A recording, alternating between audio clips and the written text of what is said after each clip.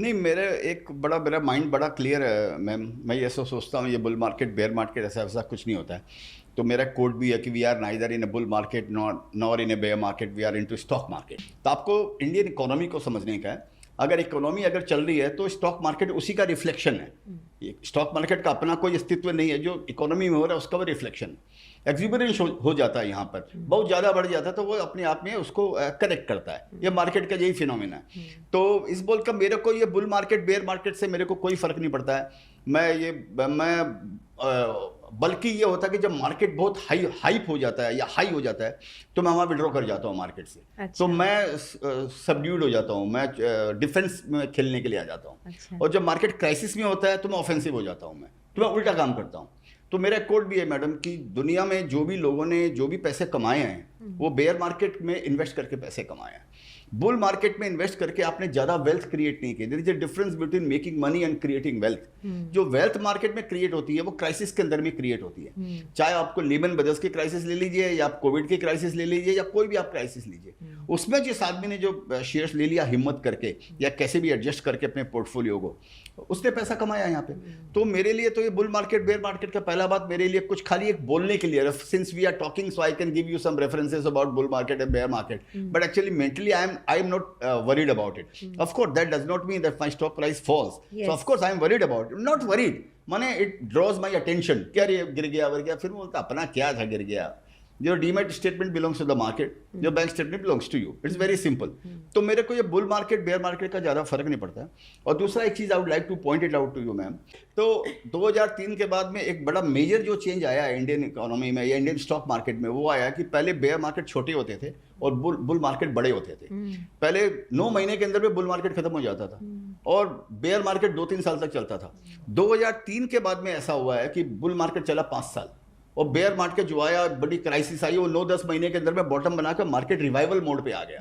नया हाई आया 3 साल 4 साल बाद, उससे मतलब नहीं है।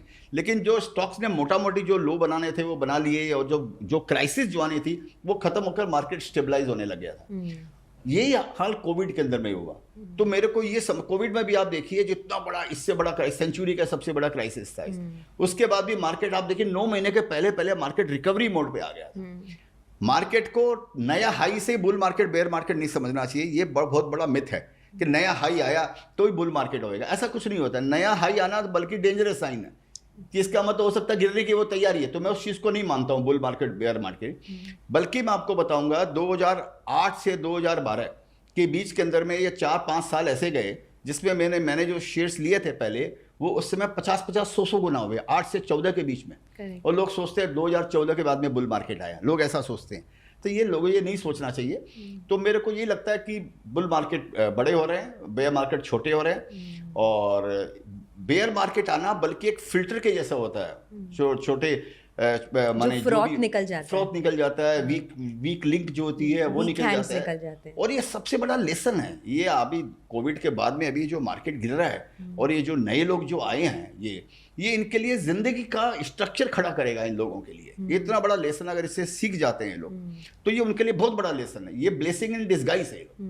शेयर बाजार में लोग पहले आते हैं ना सोनिया जी, तो क्या सट्टा करने के लिए आते हैं सबसे पहले, तुरंत पैसा कमाने का ये वो। और मार्केट साथ देता है क्योंकि चलती हुई ट्रेन को आप धक्का लगाएंगे तो आपको लगेगा आप धक्का लगा रहे हैं, उल्टी दिशा में चल रहा है। आप इसीलिए चल रहा है। अब दूसरी उल्टी दिशा में लगाएंगे तो आपको मालूम पड़ेगा आप में कितना दम है। तो लोगों को सबको ये समझता है कि इस मार्केट में आए, कुछ भी ले लिया, किसी ने बता दिया, आपने पैसे कमा लिया, आपको लग रहा है मैं इनविंसिबल हूँ, अभी मैं तो एकदम यहाँ पर फर्स्ट क्लास हो गया, मैं तो जीत लिया मार्केट को। जब मार्केट थप्पड़ मारता है तब आपको रियलाइज होता है कि आप में कुछ नहीं है। तो मैं बोलता हूँ भगवान देता है तो छप्पड़ फाड़ के देता है, जब लेता है तो थप्पड़ मार के लेता है। तो मेरा एक कोट है कि chase the story behind the stock, not money on the table. Money will make you rich but story will make you wealthy. तो ये दोनों चीज़ों में लागू होता है। ये बाजार गिरता है तब भी लागू होता है और बढ़ते हुए बाजार में भी लागू होता है। कई बार ऐसा होता है कि आपने 50 रुपये में शेयर्स ले लिया, आपको लगता है वो 100-150 रुपया हो जाता है, आप निकल जाते हैं और बाद में मालूम पड़ा वो 2000 रुपया हो जाता है, 5000 रुपया हो जाता है। तो आप तो वो स्टोरी मिस कर गए आपको। ऐसा भी होता है कि आपने शेयर्स लिया 50 रुपये के अंदर में, वो 500 रुपया हो गया। जो फॉर्मूला मैंने अभी आपको बताया है, जो मैं सोचता हूँ उसी फॉर्मूले के हिसाब से मैंने 500 में भी नहीं बेचा या 200 में भी नहीं बेचा, लेकिन उसके बाद में गिर के वो 50 रुपये आ गया। और 5 साल तक 50 रुपया 50 और 100 के बीच में घूमता रह गया, जो आप बात कर रहे हैं। ऐसा भी होता है। तो आपको तो एक फॉर्मूला चुनना पड़ेगा आप इतने स्मार्ट तो हो नहीं कि इसमें ये फॉर्मूला लगा लोगे, इसमें ये फॉर्मूला लगा लोगे। ऐसा तो आपके पास में कोई वो बॉल है नहीं, कोई क्रिस्टल बॉल, इससे आपको मालूम पड़ेगा। प्रिंसिपल तो एक ही आपको लगा कर चलना पड़ेगा। तो मेरा प्रिंसिपल यही है कि मैं जब तक स्टोरी इंटैक्ट है तब तक मैं शेयर्स के अंदर में बना रहता हूँ। तब तक चाहे वो परफॉर्म करे, नंबर्स में परफॉर्म ना करे, या मार्केट में परफॉर्म करे या मार्केट में परफॉर्म ना करे, मैं उसके अंदर में बना रहता हूँ। जब स्टोरी चेंज होती है तब वो परफॉर्म कर रहा है तब भी मैं निकल सकता हूँ। तो मैं शेयर मार्केट प्राइस पे ध्यान नहीं देता हूँ, मैं कंपनी की एक्टिविटी पे ध्यान देता हूँ। मेरा टाइम मेरा क्या जी लेने का भी मेरा कोई डेफिनेट टाइम नहीं है। अगर मैं शेयर्स लेता हूँ, आप मेरे को पूछेंगे कब बेचोगे तो मेरे को नहीं मालूम है। हो सकता है 6 महीने बाद, हो सकता है 12 साल बाद। और कौन सी प्राइस पे बेचोगे, मेरा कोई प्राइस नहीं है, क्योंकि यहाँ पर 50 रुपये के शेयर्स 50,000 रुपया होते हैं। ये हम लोगों ने देखा है। जैसे आपने सुना होगा, मेरा एक शेयर है, अगर मैं उसमें डिविडेंड जोड़ूँ सेरा सैनिटरीवेयर, तो 16,000 टाइम्स का रिटर्न दिया मेरे को, 16,000 टाइम्स। अगर मैं डिविडेंड उसमें कैलकुलेट करता हूँ तो 1 रुपया कॉस्टिंग पकड़ता हूँ। तो one idea can change your life. तो यहाँ तो एक स्टॉक के अंदर में ही आपका काम हो सकता है। तो इस बोलकर मेरे पास कोई प्राइस टारगेट, ये चीज़ मेरे को ये सिखाती है कि मेरे पास प्राइस टारगेट नहीं है, मेरे पास में टाइम का टारगेट नहीं है। जब तक चल रहा लल पीरियड है तो भी देखिए क्या है ना, मैं क्या समझता हूँ, स्टॉक मार्केट में जो आपका पोर्टफोलियो ना, आपको उसको इंडिविजुअल अगर आप देखेंगे, सारे के सारे शेयर्स, सारे के सारे एथलीट 8.9 सेकंड के अंदर में तो 100 मीटर नहीं क्रॉस करने वाले हैं ना। आपको पूरा बुके देखने का है कि मेरे बुके के अंदर में कितने फ्लावर्स हैं।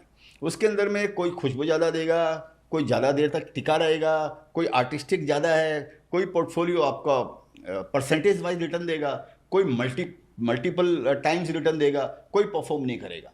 ओवरऑल आपको देखना चाहिए। सिंगल अगर आप उसको देखेंगे तो आपको रिग्रेट आपको आ सकता है कि अरे ये मेरा परफॉर्म नहीं किया। जरूरी थोड़ी है सारे के सारे शेयर्स परफॉर्म करेंगे।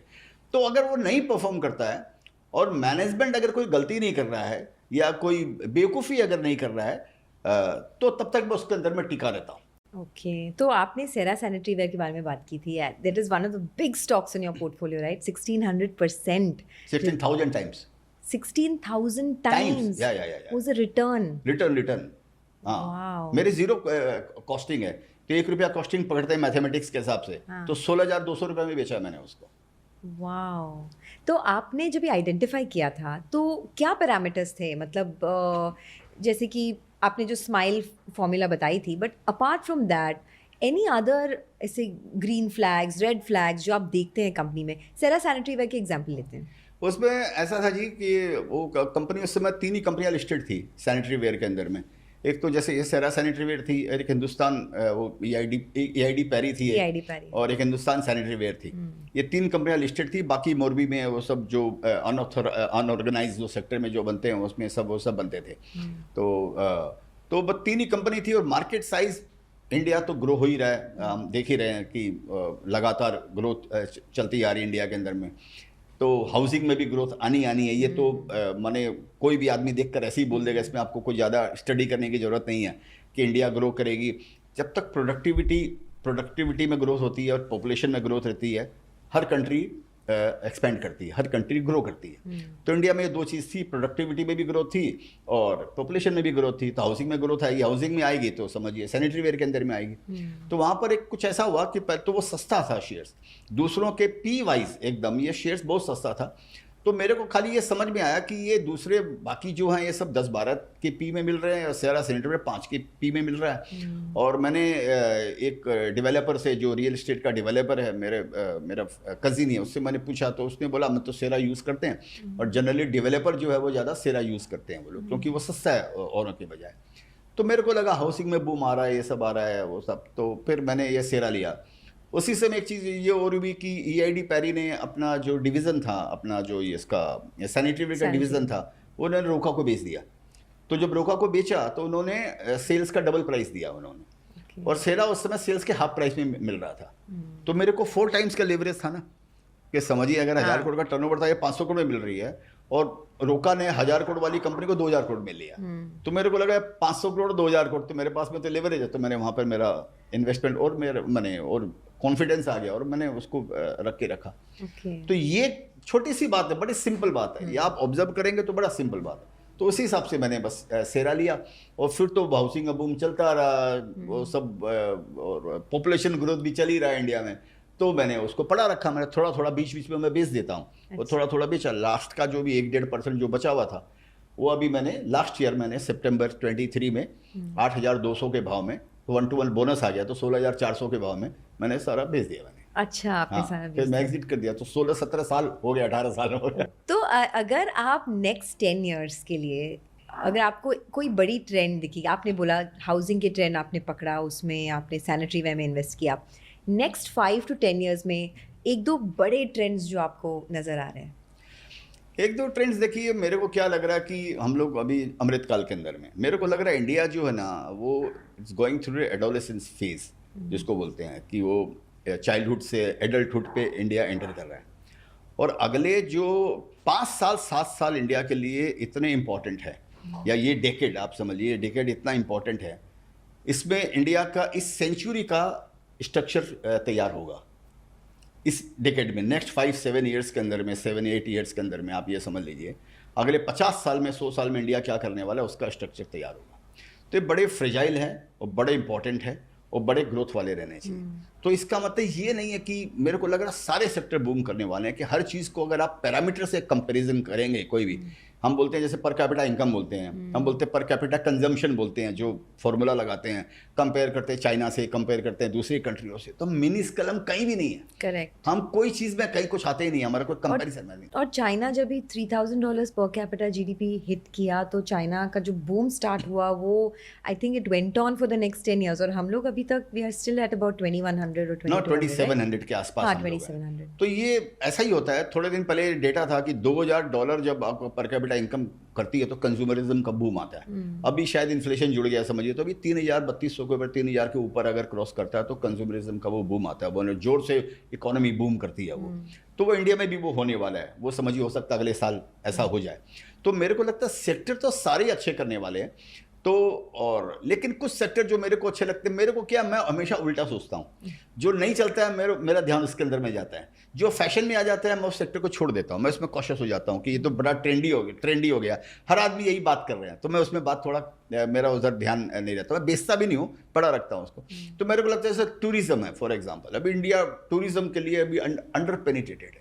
इंडिया में आपको सोनिया जी, आपको स्विट्जरलैंड भी मिलेगा इंडिया के अंदर में, इबिजा भी आपको इंडिया में मिलेगा, लंदन भी मिलेगा, आपको स्नो भी मिलेगा, रेगिस्तान भी मिलेगा, पहाड़ भी मिलेगा, उदयपुर की लेक भी आपको मिलेंगी, लेक पैलेस भी यहाँ पर मिलेंगी, आपको झोपड़े भी मिलेंगे, गांव भी मिलेगा, शहर भी मिलेगा। आपको जो दुनिया में हम जाकर देखते हैं 600 साल पुराना बेसिलिका खंडर पड़ा हुआ, हम उसको जाकर बोलते आहा, लाखों रुपया खर्चा कर देते हैं। इटली जाकर आया, मैं देखा 600 साल पुराना चर्च है, टूटा फूटा या ये जो भी है, हाँ। उसको देखने के लिए ये सब मार्केटिंग है। ये सब इंडिया में प्रॉब्लम क्या, इंफ्रास्ट्रक्चर का, वहां तक पहुंचने का इंफ्रास्ट्रक्चर बराबर नहीं है, होटल्स बराबर नहीं है, वहां पर लोग जाने का वो बराबर नहीं है। तो मेरे को लगता है इंडिया अपने आप टूरिज्म का इतना बड़ा स्कोप है। अब इंडिया से ज्यादा टूरिस्ट आप सोचिए थाईलैंड जैसी कंट्री, छोटी सी कंट्री के अंदर में जाते हैं वहां, या और दूसरी कंट्री में आप देखिए, अभी एक ट्रेंड चलता है, अभी जिसको बोला वियतनाम जा रहा है, अलमाटी जा रहा है, अब इधर जा रहा है, उधर जा रहा है, मालदीव जा रहे हैं यहाँ पर। अबे भैया यहाँ पर एक बीच है हमारे मालदीव, लेकिन साफ नहीं है, हम उसको केयर नहीं करते हैं, इंफ्रास्ट्रक्चर नहीं। तो मेरे को लग रहा है कि गवर्नमेंट का फोकस अभी जैसे हो रहा है डोमेस्टिक टूरिज्म के ऊपर में, चाहे वो रिलीजियस के कारण हो, महाकुंभ को देखिए 40 करोड़ आदमी जाएंगे। मैं कहीं पढ़ा, बोलता है कि एक आदमी ने भीख मांगने का धंधा किया, बोलते हैं मैं 45 करोड़ रुपया भीख मांग के कमा लूंगा। तो बताइए लोग क्या क्या आइडिया निकालते हैं। तो मतलब एक तो मेरे को लग रहा है ये सारी चीजें जो है वो अच्छी करनी चाहिए। टूरिज्म तो इसमें जैसे टूरिज्म अच्छा करना चाहिए, इंफ्रास्ट्रक्चर तो of course you can not imagine A 30-35 trillion dollar economy without infrastructure, तो वो भी अच्छा लगता है।